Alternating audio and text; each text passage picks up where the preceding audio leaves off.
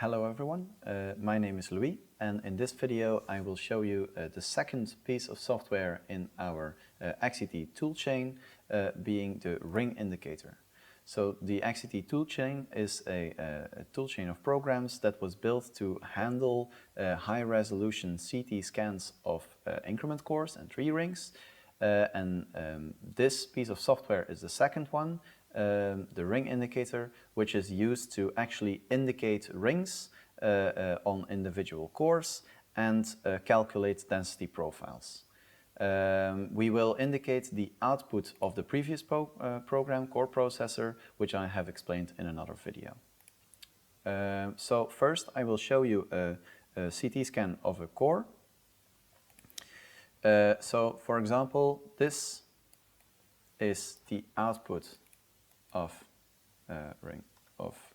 the previous program, and it is a 3D representation of a core. It looks quite noisy here because we are looking at single slices, but inside the program we will average out certain slices, and so then everything will be a little more clear. So this is a pinus, I think, and here we have an example of an angiosperm, namely Fraxinus. So two different species, but the same type of file. So a 3D representation of what that looks like. Good, so this program, the program that I will explain now, the RingIndicator, will indicate these rings in 3D space, so both in the in this plane and also in the Z plane, so the transverse and the radial plane. And we will use these indications to calculate density profiles from them. Good. So first, how to get started. You will have to download this software, and it is available on our website here, Dendrochronomics, so dendrochronomics.ugent.be. First you have a bunch of information and how to collaborate with us. But here in the download section you can download the packages, which are actually all on GitHub. Always check here on GitHub what the latest versions are, because we do regular updates, bug fixes, and new additional things that we add to the software. So always check here what the latest version is. And also to run this software, where you will need to download and install the MATLAB Runtime, which is a MATLAB compiler. And currently we are on version 2024b, but this will change through time, so always just check here which version you need. Here you can also look at manuals and download some test volumes. Okay, good. So let's start up the indicator software. And so the first time you run it, it will take a little time. And then it asks you select a multi-page TIFF file. So I will first show you what our files look like. So here we have a digital core. It's quite a large one, so it's 3 gigabytes large. And it has the name DTH02A, so that's just the name of the core, and it is a digital 3D representation of the density inside of this core. Then we have a whole bunch of files from here to here. All of these are all files that accompany this core. So when you have just extracted the core using the CoreProcessor, then you will only have 3. Namely these 3 TIFF files. So this is the main one, the 3D one, and then 2 single slices from the middle, both in the transversal and in the radial plane, which are used to quickly load files, because this one is a large file, it's 3 gigabytes, and if we each time have to load these large 3 gigabyte files, then we will wait around a long time, and it makes stuff like less responsive, and you need more powerful computers. So we get around this by just having these 2 in there, which will be loaded, and then you can quickly load different cores and quickly change between cores. Note that these are not completely, well, necessary. If you delete them, then it doesn't matter. You can delete them. The next time you open this core using RingIndicator, it will just recreate them. So, okay. All the other files here, which are these TXTs, are information about the indications, because this file is already indicated, and also the density profiles. Okay, so whenever you handle these files, you always have to keep this whole bunch. So from here till here, you have to keep them together. So for example, if you have your main folder here, and you want to add a folder of cross-dated, yes, you have cross-dated. For example, this one has been cross-dated, then you have to put all those files in there. Always keep them together.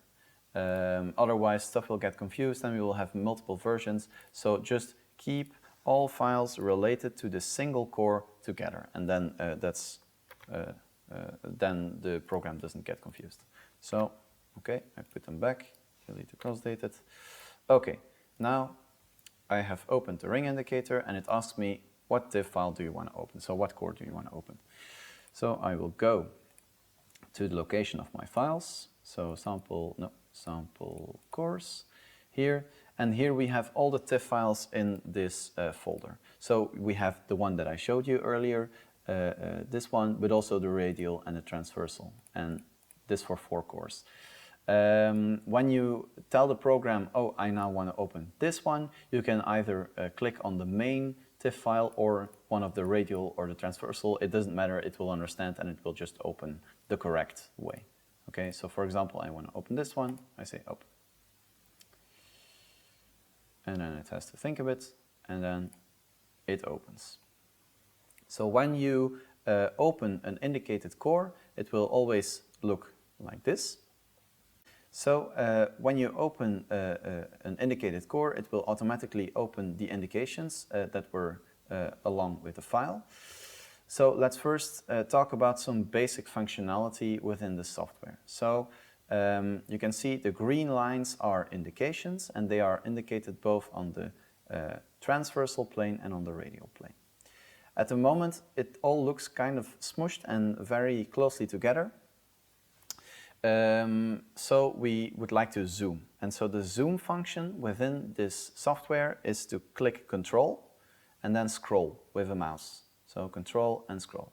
And this will zoom in, actually just stretch out your indications, your image.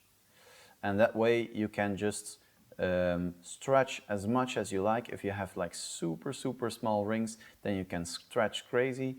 If they're all quite large, then you can use a smaller stretch. Okay. To move along the core, you have to use the scroll wheel, or you can use the slider on the bottom here. But the scroll wheel is of course the easiest. Okay, so more basic functionality.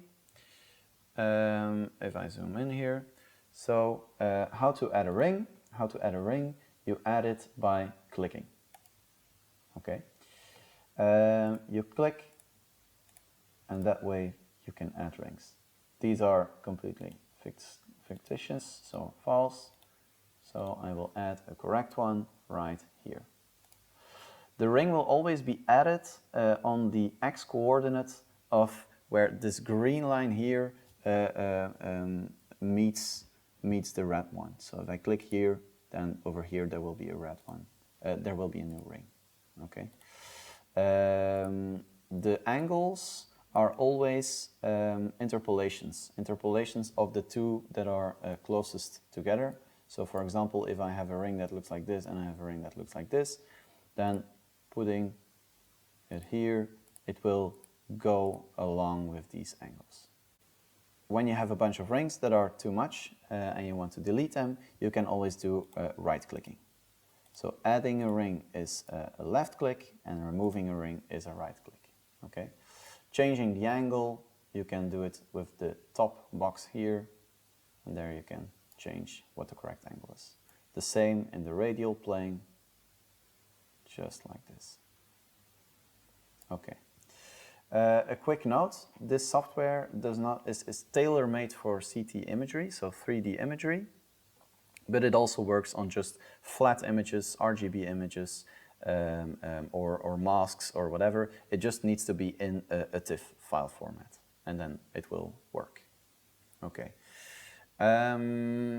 So if this core is already indicated, if I want to go to another core, you can go to Volume, here, Load New.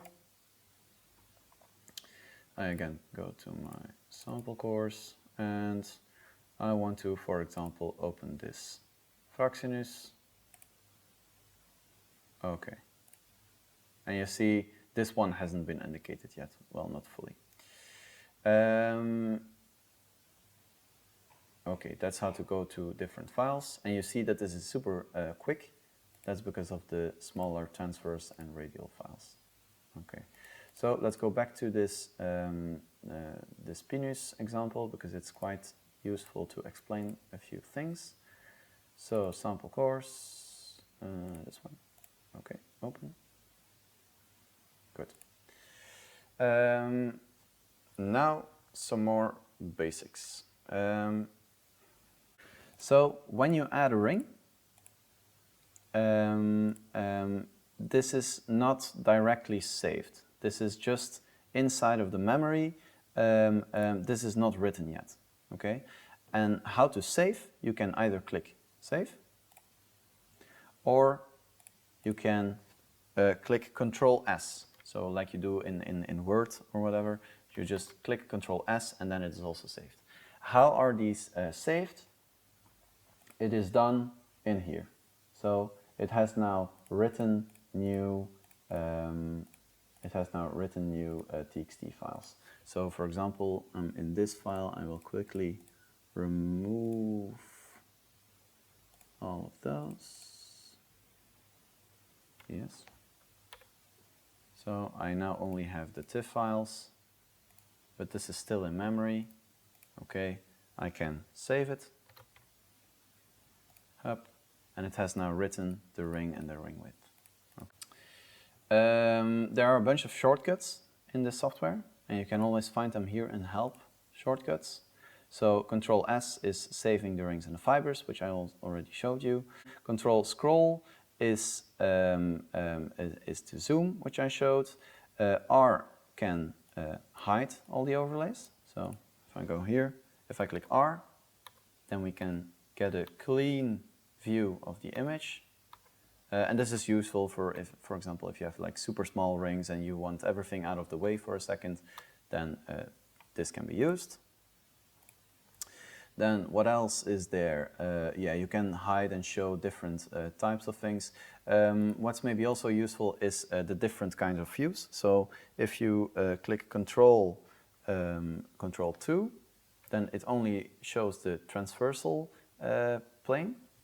Control 3 is only the radial plane, and Control 1 is like both views, which is like the basic one, which I suggest you use most, because you need to be able to see your indications in both directions to check if it's correct in 3D space.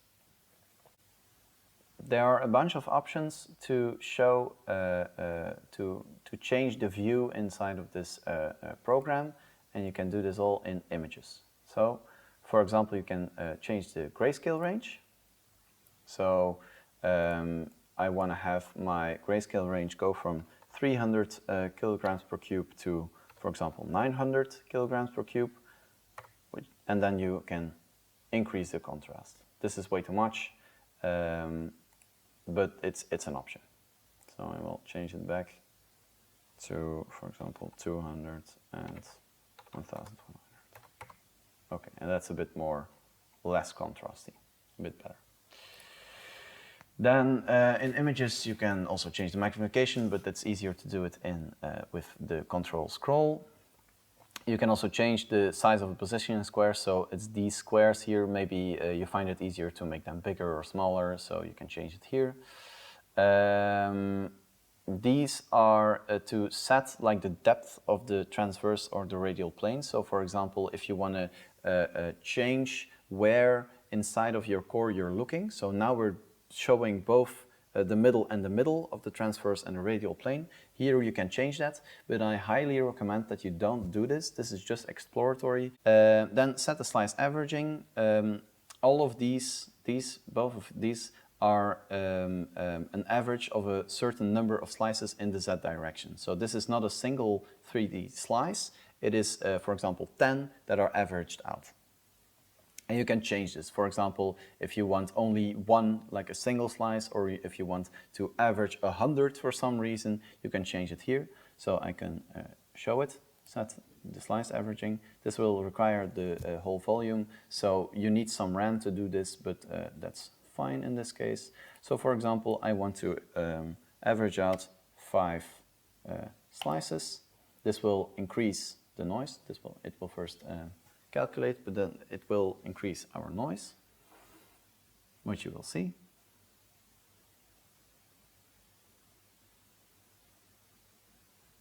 So this is what it looks like when we average 5 slices. Okay, so quite a bit of noise.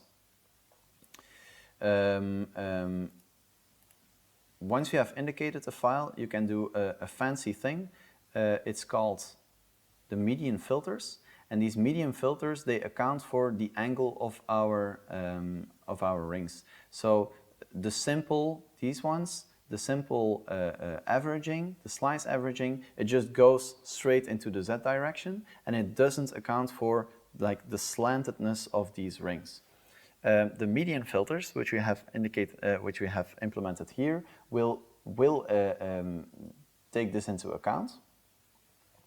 And this is useful, for example, if you have very noisy scans with super small rings. You can use the median filter to like show your rings better and to use this in cross-dating. So if I go to median filter, I can, for example, do 30 slices in the transverse section. It will have to calculate a little bit. Yep. And now it made it, and so you see that this is way, way cleaner to look at, but this is only possible when you have already indicated your rings. I will also quickly do it for the radial section. Okay.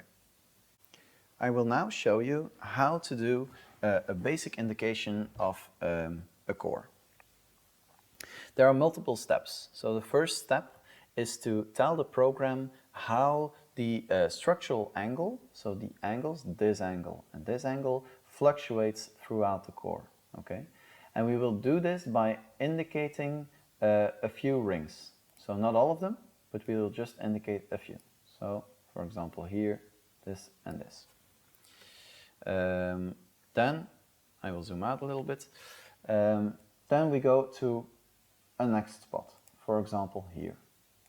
Okay, so it changed a little bit, and you have to change the indication in both planes. The amount of rings that you skip is completely dependent on how your core looks like. If you have a very gnarly tree which changes direction very often, then you will have to click, for example, every 5 or 6 rings. But if you have a more clean sample, like for example here, then every 10 or 20 rings is also fine. So it really depends on the sample and on a case-by-case way. So for example here we have a sudden change, so then I would indicate it up like this and like this, and then the program knows, okay, here there is a change. Always be careful to look at both the radial and the transversal plane, so both planes, because if this is not well indicated, then this is useless. We need both of the indications to be correct. I'll zoom in a little bit. It's also important to indicate for the center. Well, in this stage, it's you have to indicate for the angle in the center. By which I mean, you have to look at here in the middle what the angle is. So don't indicate it like this, which is correct for this part, and don't indicate it like this, which is correct for this part. Just indicate it for now like this, which is correct in the center. Okay, and do this in both planes. I will now just go through the core and indicate every few rings. Here we have a bit of a faster change.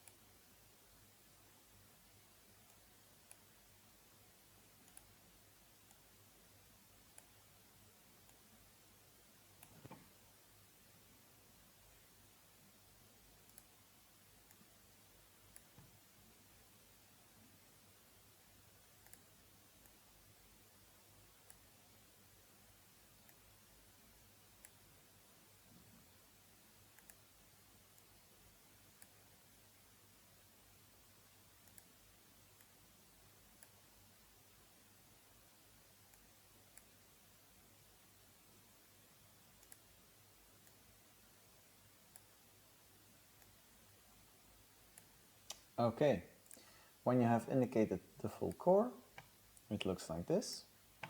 You can save it, save, or just do Control S, and that way these indications are written to the TXT files, and the program knows about it. If you don't save, then the program doesn't know about it, and it will not be able to calculate a density profile. So now the second step is to calculate a density profile, and we do this by clicking Densitometry, Calculate Density Profile. It will have to load the full core, which takes a little bit of time.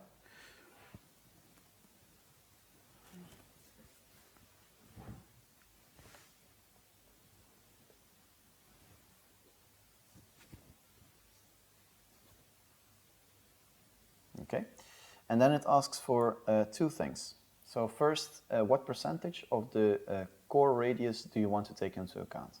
So if I would say here 100%, then the density calculations will be done in the whole 100% area here.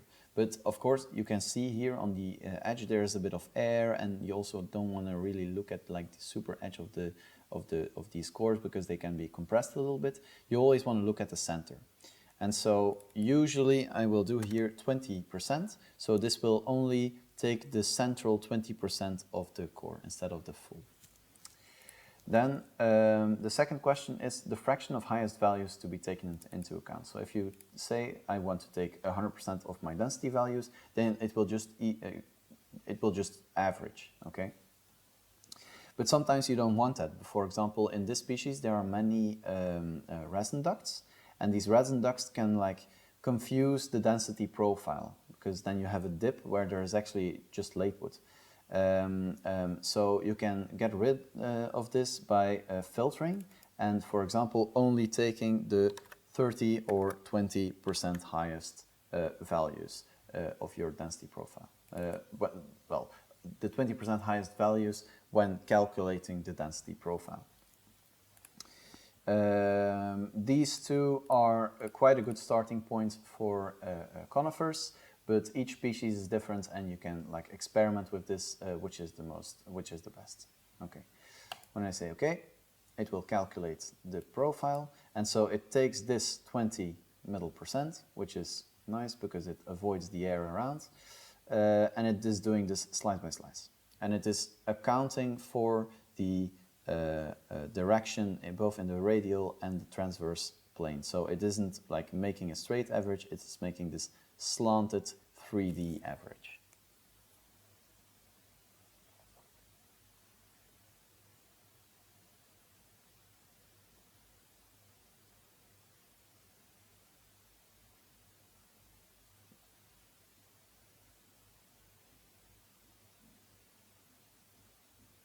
Okay, the density profile has been calculated. You can always like zoom in and look at it, but that's not necessary. Just click it away.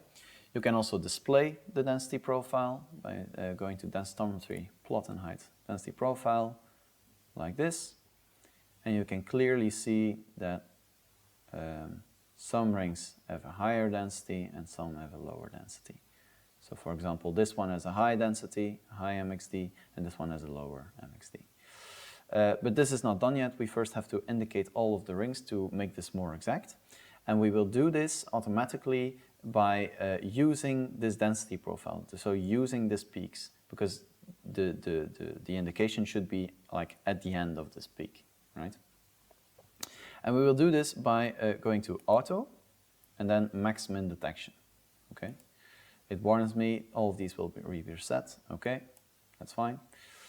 And then it asks me, do you want to look at maxima or minima? So in conifers, you will always use the maxima because the late wood is like very easily identifiable, and this is a maxima.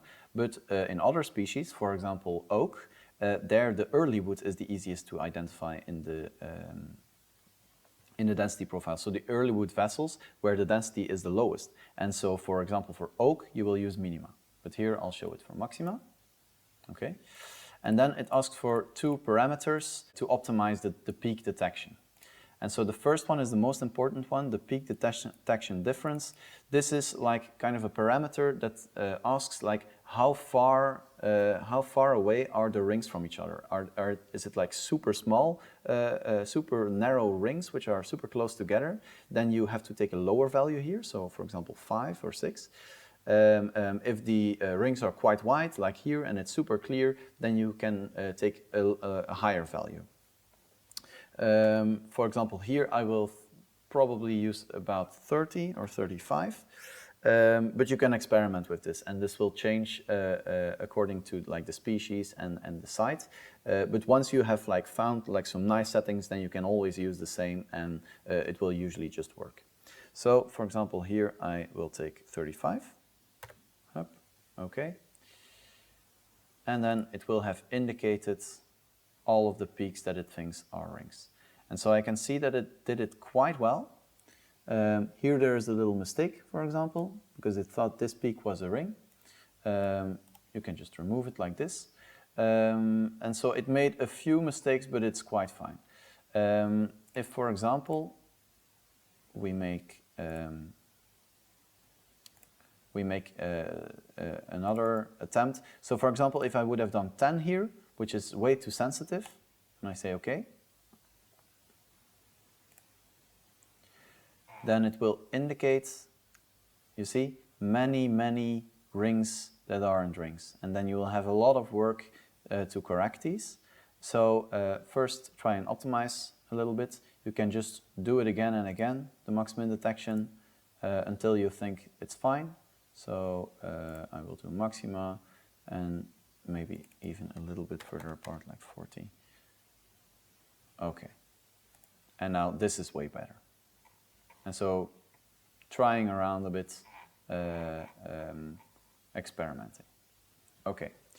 So now all the rings are indicated.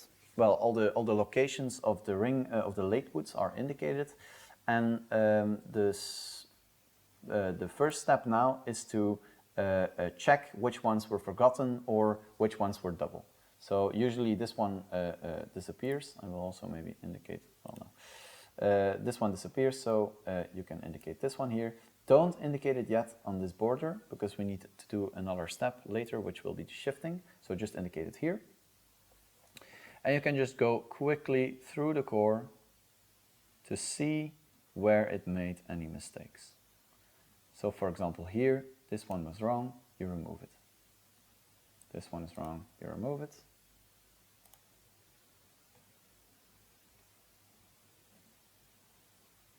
Okay, but we see that it is quite good at finding the different rings. So for example here there is like a super low density one, possibly a false ring, but I don't think so, which it forgot, and then you indicate this one too. At the end it also forgot a few for some reason, probably because I redid the maximum detection a few times. Okay, so now we have indicated all rings and removed the mistakes.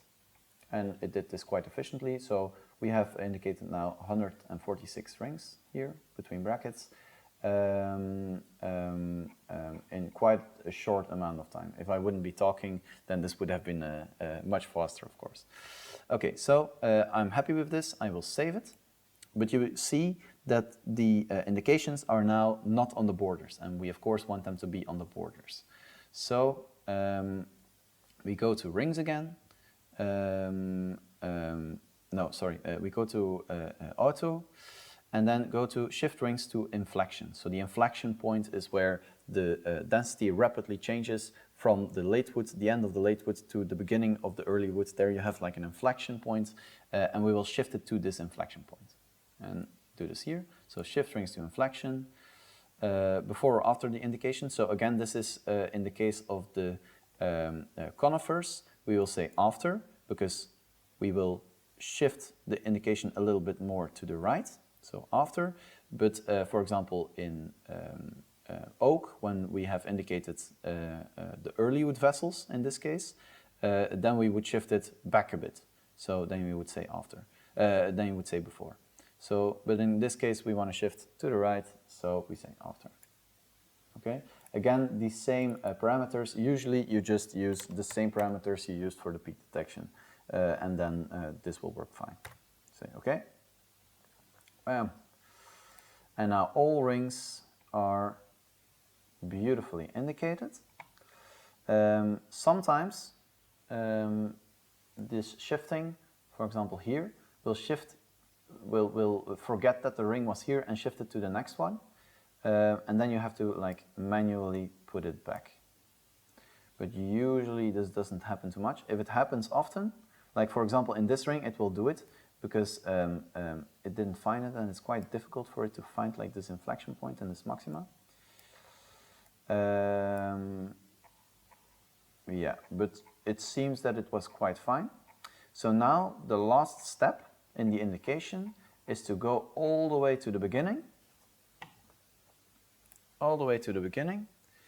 and now very, very thoroughly check all of our indications. Are the angles correct? Is every ring indicated? Is everything fine? Because this is the last time that we will look at every ring. So for example here, I would shift it a bit, and this is not fully correct. So I would do it like this, again here. And so this is very dependent on the amount of rings that we indicated in the first step, like the amount of rings that how finely we defined the change of direction within this core. If we would have put more effort in the beginning, then this would be less effort, but it's always a trade-off. So you will find your own like balance in that. Always make sure that the full late wood is included. So it's better to like have it a little bit like this and to have it like this, because now a part of the late wood is forgotten. So it's better to do it like this. Okay. And so you just go through the core. It's useful to like zoom in enough in this step, so you can very accurately look at the angles.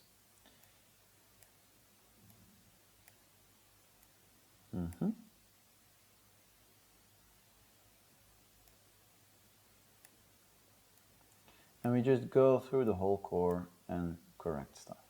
And we always look at what the sample, well, what the border looks like in the center, because that's where the density profile is calculated. Now, this is not an optimal way. Well, this is not super optimal, actually, like this central approach. For example, here, I will quickly remove the density profile. For example, here, the center is not a nice straight bit.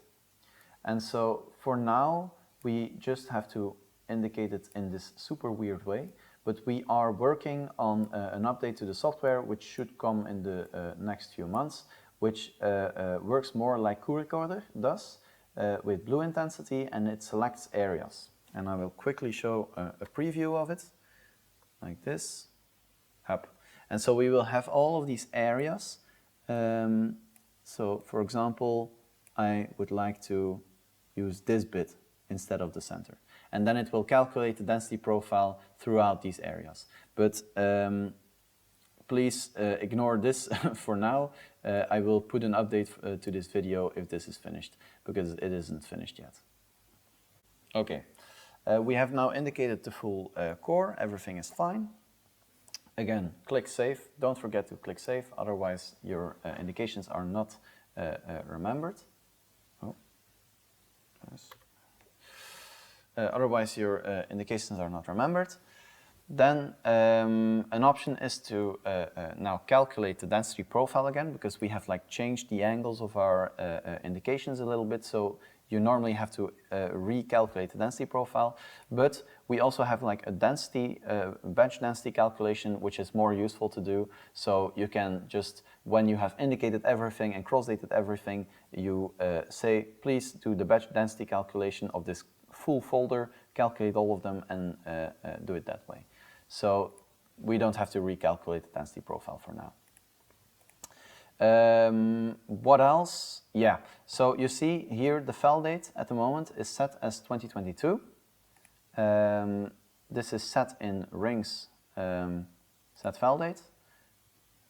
So now it's 2022, but if this was like, for example, a historic thing from 1890, okay, then we can change it like that. And so I will show in the later piece of software, the CoreComparison, how to cross-date, how to use this to cross-date. Okay, some species have many missing rings, and this is of course also implemented inside of this program, and this can be done by going to Rings, add a missing ring. And so, for example, let's say that 1839 is a missing ring. 39 is a missing ring. And here we have the option to move all of this, the later past forward or the earlier part backwards. I will do it like this for now. Hup. And so 39 is now a missing ring, and we have moved all of this one step. Important, missing rings in our program are linked to years, to calendar years, because this is often like between cores the same year. So if I now start indicating rings, then this will shift along with it, and it will stay with 1839. So it will always be 1839. You can also add multiple rings. So for example, multiple missing rings. So for example, if I go to rings, add a missing ring, let's say that 1838 is also a missing ring. Up. Okay, now we have two missing rings here, and it goes from 37 to 40. Good. Let's remove these wrong ones. Oops. Like this. Okay. So that's missing rings. If you, for example, added a missing ring where there shouldn't have been one, you can always go to remove a missing ring. Okay, and then you can choose, for example, 1838. Okay, I want to remove this one. And I will move the earlier part forward. Okay, and now it is, again, only one missing ring between 38 and 40. Okay, let's save that. This core does not have any fractures, so it is a full complete core, but I will show you what to do when you have some fractures in a different core. So let's go to volume, load new, sample cores, open. Okay, and I will show you how to handle these. So for example,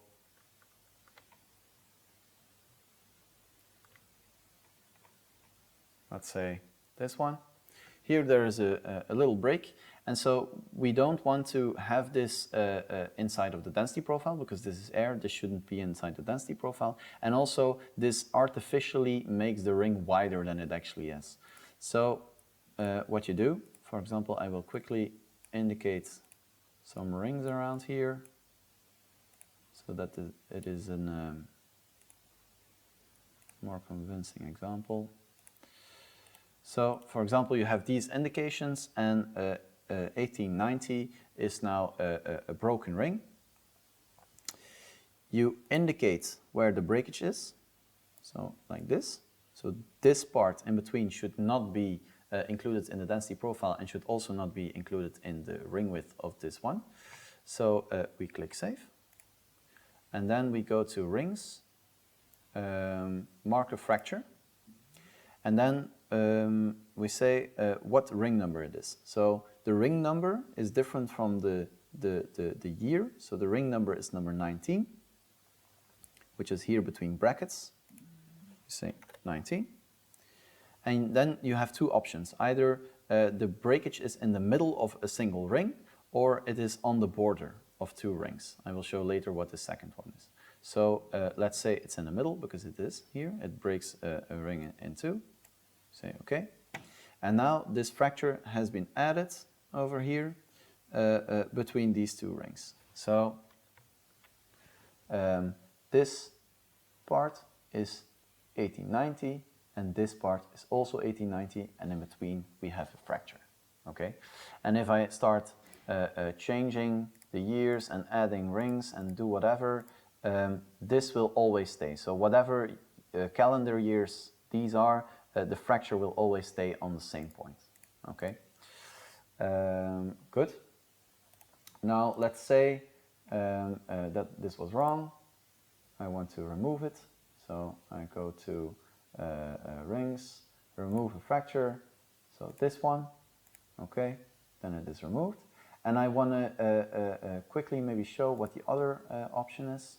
So I go to Rings, Mark Fracture. So number 23 here is on the border. So for example, if this was one ring and this was a second ring and it broke nicely on the border, or if you have like usually when you have like very large samples and you split them yourself, you will split it with a very steep angle.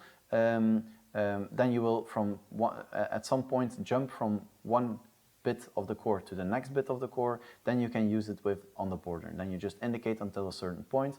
You say, okay, here's a fracture, and then start indicating from in the next core. And you do this on the border. So up like this. And now we go from 1886 to 1887. Okay.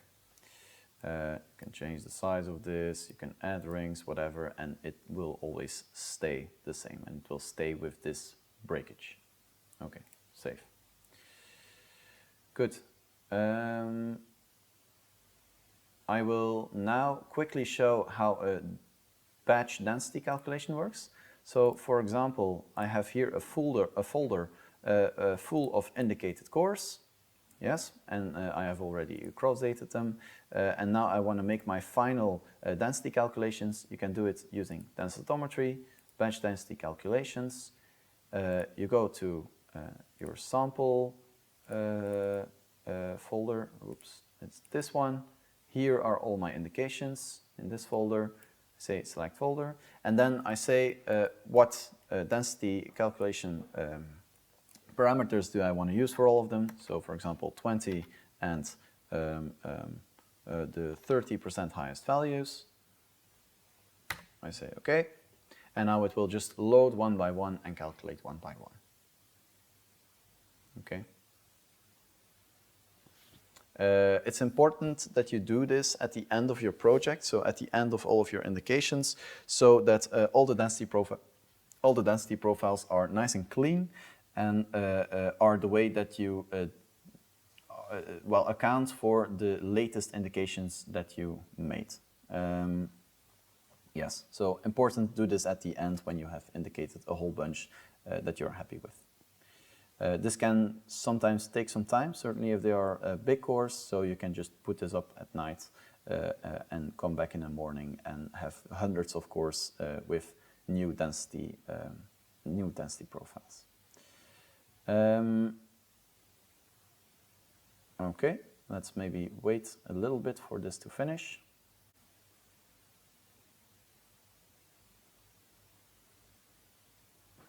Okay, it is now done and all density profiles are updated. I think I have shown most of the things that this program can do. Maybe one last thing here in the help section. You have an overview with all the shortcuts that you can use. There's also a link to our manuals, so it links straight to the website. There's also an how to cite section, so please, when you use our software, cite these papers and also cite these Zenodo DOIs for the software itself. Also a license, some information about what license this software uses. And lastly, always check for the latest versions on GitHub, which you have here a link to. This also shows what version of RingIndicator you are on. So yeah, okay. I think that was all. In the next video, I will explain you how to cross-date using the CoreComparison software.